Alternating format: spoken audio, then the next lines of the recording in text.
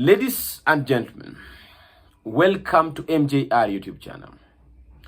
Ever since M23 waged war on the government of Democratic Republic of Congo in Eastern Congo, one man has come at the center of the attention.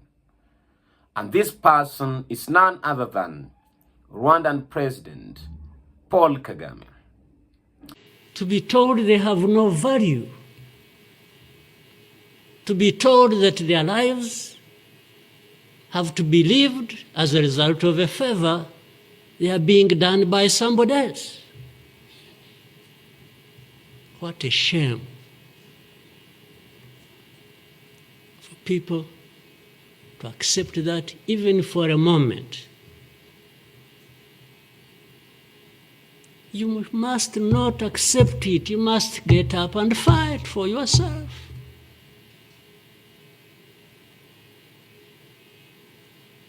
And then you have fools leading countries and being used as puppets.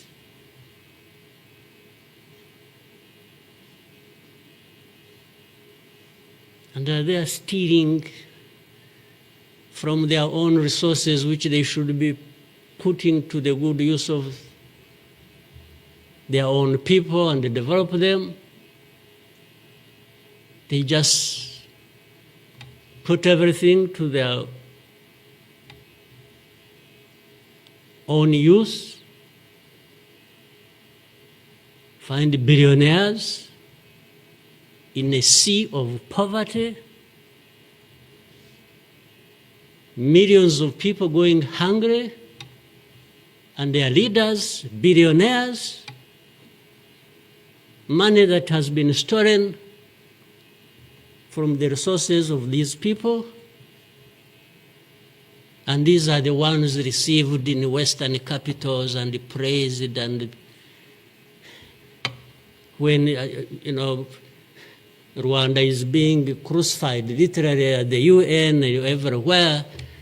These are the ones who show up and everybody is doing their bidding.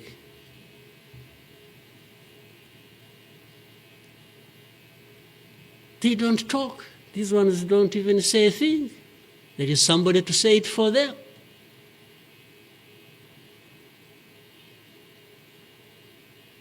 You don't say a thing.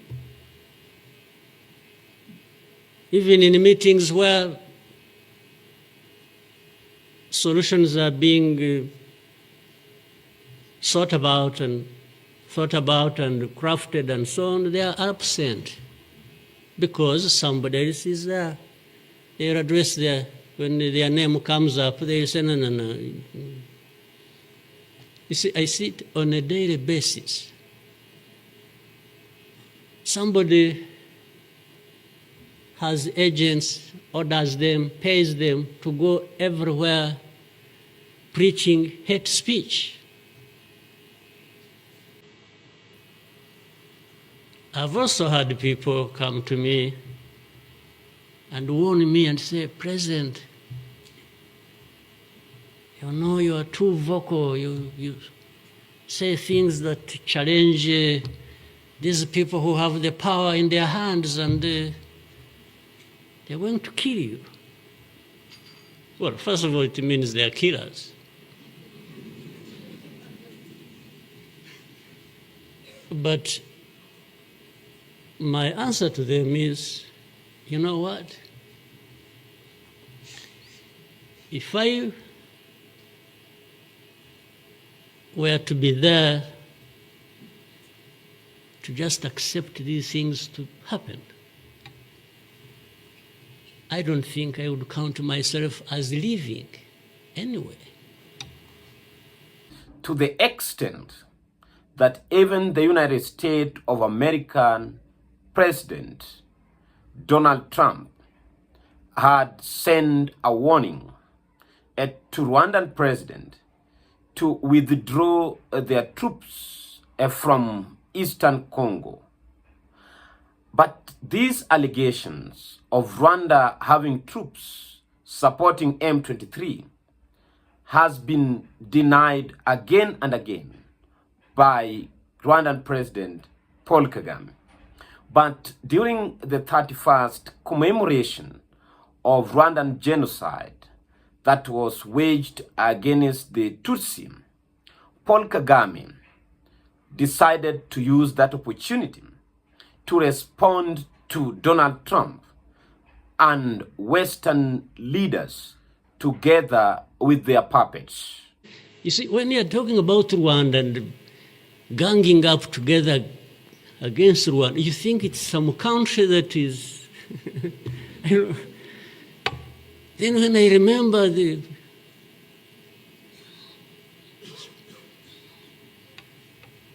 facts about it,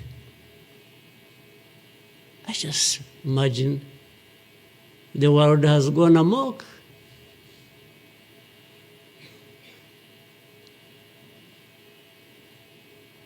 But in the midst of all that,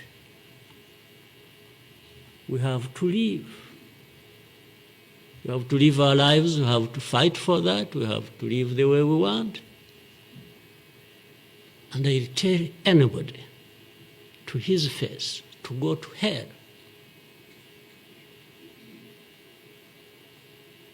If anyone comes around and thinks they can, they come and say, hey, we're going to sanction you. To what? Go to hell. Just go to hell.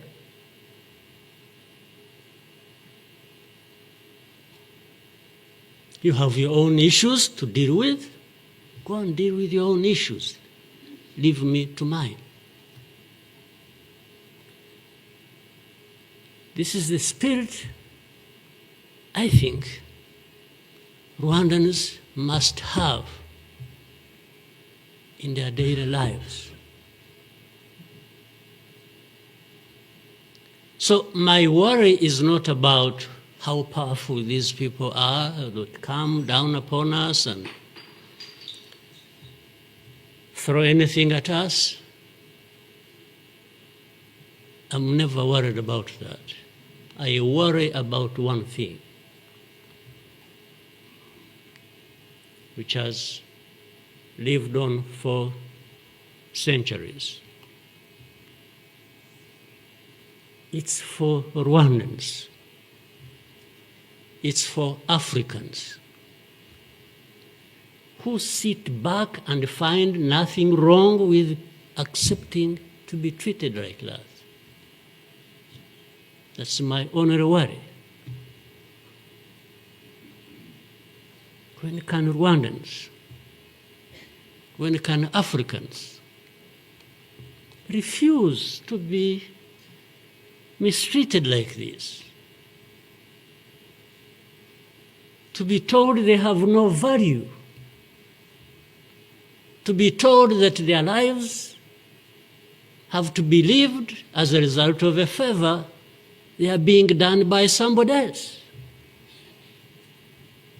What a shame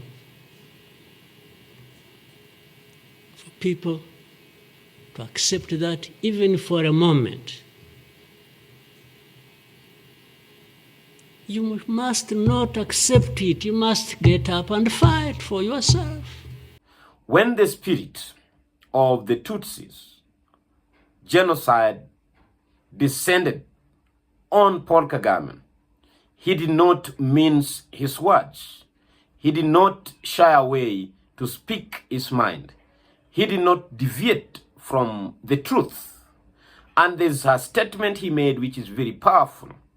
And African should buy that, should adopt that, and should be inbuilt in them as the spirit of struggle. That we have had our dark past, and we are now battling and scrambling with our cruel present. It is true that Africa has never rest. Africans have never known peace. peace that is required for a country to realize its potential is because there have been constant interferences from the external world.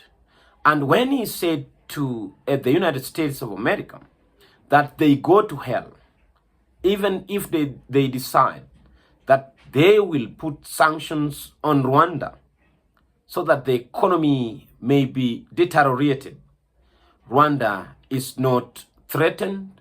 Rwanda is not going to quail their tail. Rwanda will continue fighting. I remember reading a book written by Alex Haley.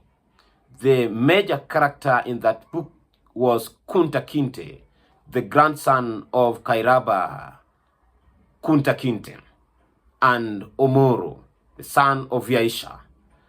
One day, when he was in slavery, he tried to escape from slave master to the next.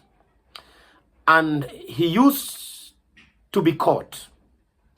And he said that he should, or rather, die on the run than to live on his knees. Rwanda said that they will never again be killed and not to fight. They will be killed and they will fight. That is according to Paul Kagame. Paul Kagame is saying that America and Western countries are not sincere in this fight. They are deviating the truth. They are speaking half lie and half truth, more so on the issue of settling of the refugees, that they only select some few refugees to settle somewhere, and then they claim to be generous and caring about Africans' problem and African situation. While on the real sense, it is Rwandan government who are carrying the burden of settling the refugees from Congo. On the same note, Rwandan president challenged America and the West and their puppets. What indeed are they trying to fight for? If Rwanda is fighting for minerals in Congo, even them, they are fighting for the same mineral. It's only that Rwanda is interested in the minerals, but American and their puppets are not sincere on what they want in Congo. They are also interested in the minerals in Congo.